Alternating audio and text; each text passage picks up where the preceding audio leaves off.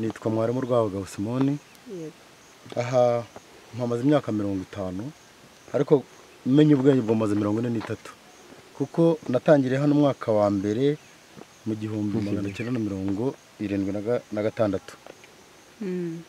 Mvuka ahangaha kuri uyu musozi warubona, aha bahita mu tubindi. Iri zina ni rya kera cyane kubera utu tubindi twadukamwe n'umwami bita Ruganzu wa kabiri Ndoli.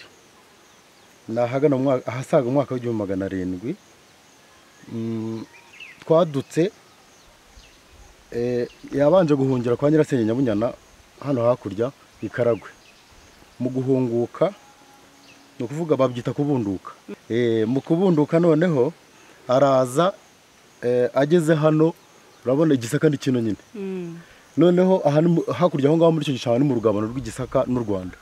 Kuko Igisaka cyaheraga aho ngaho hakurya muri Rukara kigakomeza kigana ku Kagera hakurya kikanarenga. Noneho avuye hakurya ikaragwe rero kwa Nyirasenge Nyabunyana ubwo yarabundutse araza ageze hano, ingabo z'u Rwanda ziramwakira n'abaturage bari aho ngaho mu 1700 n'ibindi nyine ahasaga mu 1700 n'ibindi bari baracitse ku icumu ry'intambara yarabaye, ise yari yarapfuye. Hanyuma araza rero bamwakira kubera ubuhanga yarakuye hakurya ikaragwe nyine. Hari abantu bapfumu, hari abarozi, hari abakonikoni hakurya ikaragwe bari baramwigisha ubuhanga buhambaye. Ageze hano rero ibyo bamwakirije babura aho babinywera. Babuze aho babinywera akoresha bwa buhanga acukura tutubindi mubonye tugera muri 12. Ntiwambwira ngo yakoresheje iki, ni ubuhanga yakoresheje nabibabwiye ko ari ubuhanga yakuye ikaragwe. Noneho rero aho yarambikaga ibikoresho bye ahangaha navugaga naberekaga ni inkota yarambitse. Noneho abari bamaze kubona ibikozwe abereka ubundi buhanga mu kuzamura inkota yari irambitse hano ku rutare, ariko ayizamuye hayikuye hacika iki kinogo murakibona. Noneho uko barimo batangara bari bizihiwe nyine, bashize inyota, banyweye ayo mayoga bayanyweye muri tutubindi n'imivure yuzuye. Noneho uko barimo batangara bereka ikindi kimenyetso gikomeye dore ngiki.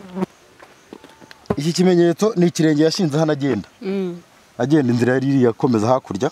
Ashinze hano ikimenyetso yigendera akora agakoryo niko navuga, ikirenge gisigara mu rutare. Iki ni igitsitsino cy'ikirenge cye. Iki ni igitsitsino cy'ikirenge cyagenda rwose. Ubanza atari yoroshye. Ntago yari yoroshye, icyabiteye nyine nabibabwiye yari yakuye ubwenge buhambaye hakurya. Aho twahera tumenye ko yari umunyabwenge. Abanyarwanda bakuyeho imvugo baravuga amaze gupfa. Birababaza umuntu wese ufite ubwenge akagenda atabahaye Abanyarwanda. Niho havuye imvugo bita ngo gicucu Ruganzu. Kuko ita gicucu Ruganzu bivuze ngo ugiye usize ubwenge udahaye Abanyarwanda kandi wari ubufite. Noneho bo bagaheraho bakagutuka bati gicucu Ruganzu kubera iki? Nawe bamugeranyije n'igicucu kuko nta bwenge yabahaye kandi yari abufite buhambaye. Wavuze ngo yaje ngo yabuze ngaho ibyo bamwakirije yabuze aho babinywera. Aho babinywera byabaye byinshi. Babigenje gute utu ducuma batukoresheje iki? Tutubindi. No kuvuga mu by'ukuri hari abasaza bakuze bagiye baduha amateka y'uruhererekane mvugo. Hari umusaza bitaga Rwabuhungu yari atuye hano hepfo, yapfuye afite imyaka 125. No mu mushyinguye ndimo ariko yajyaga tuganiriza turi abana. Nawe ubwo birumvikana mu gihe cyaba Rwabugiri yari ariho na mbere yaho abandi bami wenda yari ariho agenda afata amakuru gutyo. Ariko yatubwiye ko hano habereye ibirori bihambaye. Abanyarwanda n'inshuti z'u Rwanda zari zituranye n'izindi mpugu zituranye n'u Rwanda bazana inzoga zihambaye kwakira umwami ubundutse aje kuvura u Rwanda. Kuvura u Rwanda no kuva kurutabara. Aje noneho ibi birori bihabereye. Ubwo nama yo gatandukanye bayashyize mu mivura aruzura, amaze kuzura baranywa aburaha kwirwa abakorera kinuro cyo gucukura utubindi. Yaraducukuye mu rutare. Hari ibiti cyara mu ishyamba bitango n'ubujeni. Ayo mateka umugabo yatubwiye ko ngo babuhomeshejemo ubujeni, ni ibiti by'ishyamba bavugutaga bakabihomesha nk'ahangaha gutyo ku buryo icyo kintu bahomye kimera nk'igikoresho gisanzwe cya Kinyarwanda. Bagasukamo inzoga rero bakanywa. Baranywa mu kwizihirwa rero agenda akora ibindi bimenyetso ndagenda mbibereka.